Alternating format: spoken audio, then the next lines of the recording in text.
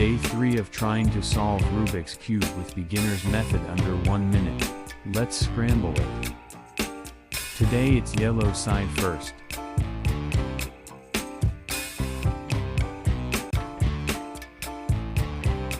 Guys, I will be trying this challenge every day until I beat it. If you want to see this, subscribe, it will really motivate me. Moving on, now I am solving the second layer.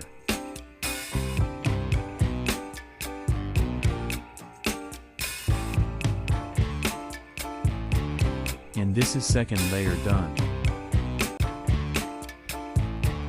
Now the top layer. This time it took me 1 minute and 56 seconds to solve it.